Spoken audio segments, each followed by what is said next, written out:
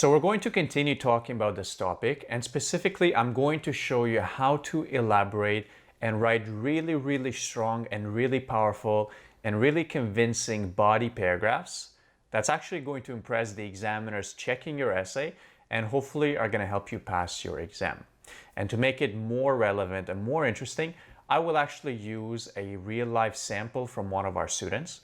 And to give you a bit of a background, so as you know, in our courses, at the end of the course, whenever you go through all the tutorials, students get to submit their essays and their letters for feedback from one of our IELTS examiners. So this particular student, she's preparing for her test and she needs to get 7 in each. But based on the feedback she got from our examiners in this essay, she only deserves 5.5. So you will see what are the kind of mistakes that they actually pick off, and you'll see the feedback that we actually provide to improve it. Now, whenever we give the feedback to improve, below you will understand how you can apply this in your exam as well and in your essay. So let's have a look on my screen. The question was, every country should have free health services, even if this means that the latest medical treatments may not be available through the services because they are too expensive. To what extent do you agree or disagree?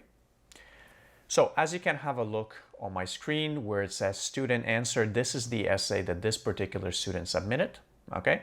And even though her format and the way she was doing it, the structure she was following was pretty good, there are some major issues that are costing her a lot of marks. So let's have a look at some of the feedback with the corrections. So the corrections, the comments from the examiner came in that, for example, in her introduction, in her first sentence, she could have used some synonyms for some of the words. And actually just below over here in the highlighted part in yellow, you can see that there is a major issue with the question. So one of the things you have to be able to do in the IELTS essay in order to get a higher score is to be able to paraphrase the question itself. So basically you take the question and you rewrite the question as a statement, but using different words.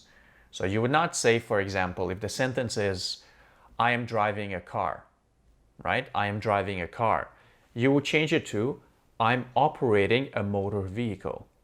So instead of driving, you would say operating. Instead of car, you would say motor vehicle. This is just a simple example. So what happened for this particular student, whenever she was paraphrasing the question, the meaning of the thesis was distorted. So she used the right words, she paraphrased the actual words as it is word for word. But if you read, and you can actually pause this video and read it in more detail, when you read her paraphrasing of the question, the meaning is a little bit different from what the question is asking. So right there from the start, you're going to mess up your essay by doing this. And we just gave an example here below. So if you refer back to the question, every country should have free health services, even if this means that the latest medical treatments might not be available through the services because they're too expensive. To what extent do you agree or disagree? So this is the suggested answer that we provided. Some people hold the opinion that countries should provide healthcare to its citizens free of cost, even though they may not be able to afford the newest medical procedures due to their expense. So we conveyed the exact same meaning, but we just paraphrase some of the words. So there's no repetition and you're going to get a higher mark, of course, when you're getting your paper graded.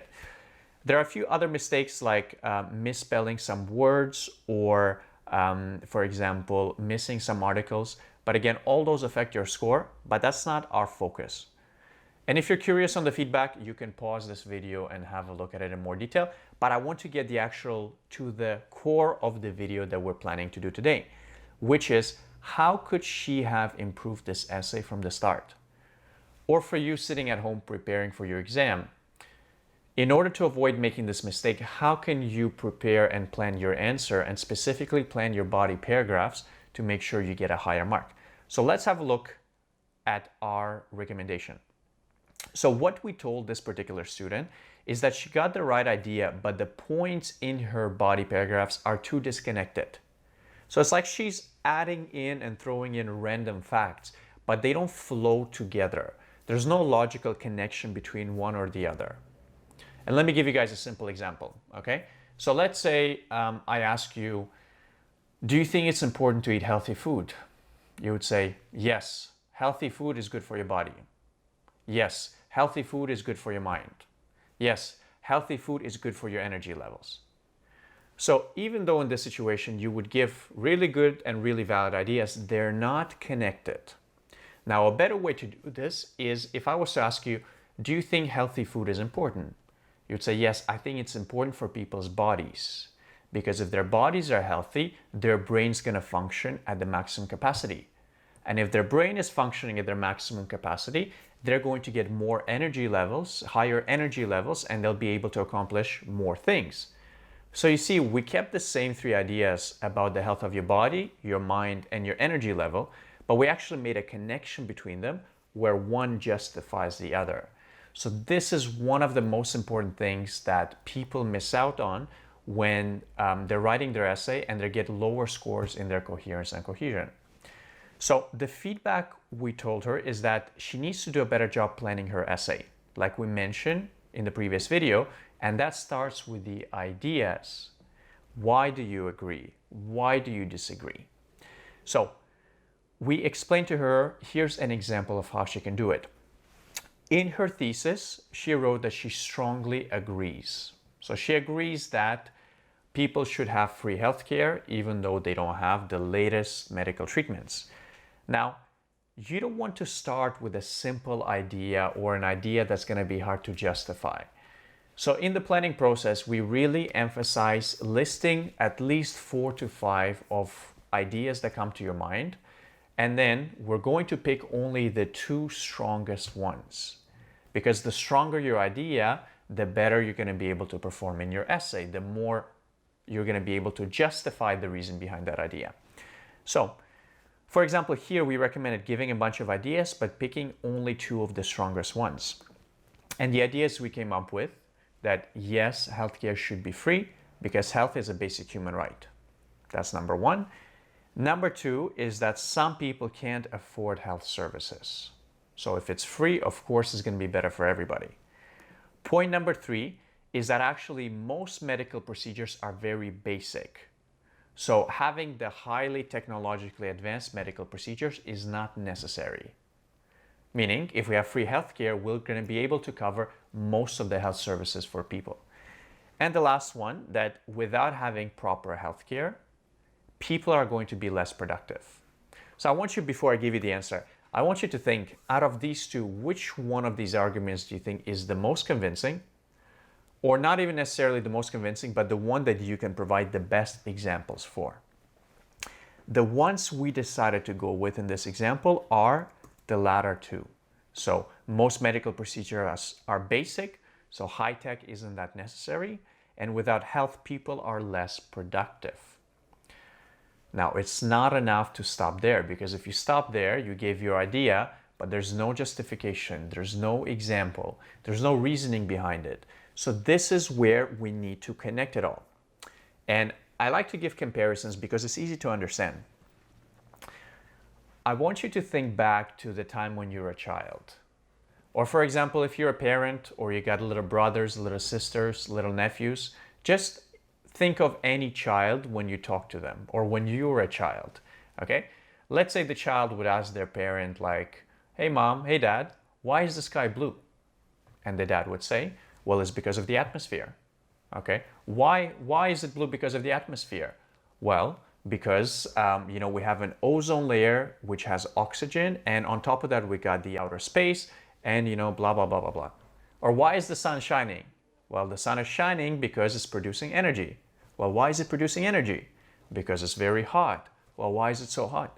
So what I'm trying to show you is that children ask a lot of questions, but they don't just take your answer for it. They want to know the reason why. So this is what you have to remember and do over here. Let's have a look at how we planned our first body paragraph. So we went with the idea that most medical procedures are quite basic. So it's better basically to have free healthcare for everybody because we're going to be able to cover most of the medical procedures, and there's not that many procedures that require high-end technology, right? So again, most medical procedures are basic, so high tech isn't necessary. And we want to expand on this. So the majority of health issues don't require new technology. And we gave some examples. Fractures, like when you break your bones, or different cuts. Let's say if you have some kind of a cooking accident, or if somebody has diabetes. So those are the kind of procedures that are very common, right? They've been around for like a very long time, for hundreds of years, but all of them have very basic treatment. So for example, if you break your arm, you get a cast, right? You walk with a sling. If you cut yourself, the doctor will stitch you up and he'll clean the wound. If you have diabetes, you'll get a prescription. So what we're trying to argue here is that the majority of medical procedures that people require are very basic. So if we provide free healthcare for those people, we'll be able to cover most of their needs without having to pay for high-tech procedures. So what does it mean? What does it mean that the majority of health issues don't require newest tech? Basically, our argument is going to be that it's okay to sacrifice a minority of people who, let's say, may die without the latest treatments, as long as we cover the large majority of people who need simple treatment. Now, let me pause you for a second. You're probably thinking, Alex, you're such an evil guy. How can you say that we can let people die? Look, in this essay, we're not arguing about the ethics and the morals, and I probably even disagree to a large extent with this answer, but we just want to present the best, strongest point to get a high mark. So what we're trying to say is that, let's say 90 or 95% of people, if they have free healthcare, they will be able to cover their basic needs, their basic procedures. And let's say the 5% that require like brain surgeries and triple bypass heart surgeries, of course, those people may not get free healthcare and they might have to pay for it. But we're going to help the large majority of people. Okay, so this is the argument. And we already have an example. Now let's have a look at the second body paragraph. Because we strongly agree with this point, we're going to give a second argument that's also in favor. And as you remember, the argument, the idea we selected, is that without health, people are less productive. So how do we expand on this? Okay, now think about it this way. If the majority of people are sick, their productivity goes down. So if you don't have free healthcare and you cannot afford to go to the hospital and you're sick, you're not going to work, right? So your company is suffering. You can't provide for your family, so your family is suffering. And maybe you can be stuck in bed and you don't know when your illness is going to go away. So again, that's a major problem for everybody, right? And the example we just gave is that you'd be missing days from work. So again, what does that mean? What implication does that have? If a child was to ask you, so why is this important? What does this mean? So it means that if people are less productive, for example, they're missing a lot of work, they're not able to perform to their maximum capacity, the country will have a lower income or GDP as a result. So what that means is, imagine that 50% of the country cannot afford healthcare and everybody's sick and depressed and tired and ill. They cannot perform in their job, they're missing obviously time from work. So the whole country is going to be affected. The businesses are producing less income, the country is having lower GDP, they have to cover other expenses. So what that means is, if we don't have free healthcare, right? If we don't have free healthcare and we make people pay for it, actually it's going to cost us a lot more in the future. Because for example, now if we're not paying for healthcare, we might save a couple $1 million, but if everybody's sick after 10 or 15 years, we're going to be spending like hundreds of millions of dollars, because it's going to cost us with the country's economic output because people are not healthy. So just there alone, what you can see, this is like the outline of what almost a perfect body paragraph looks like. And of course, we're not going to write it now. We're going to save this for another video. But this is kind of the skeleton, the structure, and the building block, the foundation of your essay. So if you again rewatch the previous video we had about essay planning, and you're implementing the way we just expanded and gave examples in these body paragraphs, you're going to absolutely smash your exam and you're going to get a really good score. So just to summarize, if you plan it in this way, it's going to be much more coherent, because the ideas and the examples and the justifications for your ideas are all linked together, which is going to give you a higher coherence and cohesion score. So hopefully this was useful, and I highly suggest you go back and rewatch this video and pause to see the original answer, pause to see the corrections, and take the sample, take the structure of the way we're planning the body paragraphs, and implement this in your essay as well. If you have any questions, wait. Before you go, it would mean the world to me and to our team if you subscribe to our channel right now, if you click like, and if you left a comment with a feedback, anything you loved about this video or anything you'd want to see more of. I personally read all the comments. I personally reply to as many as I can.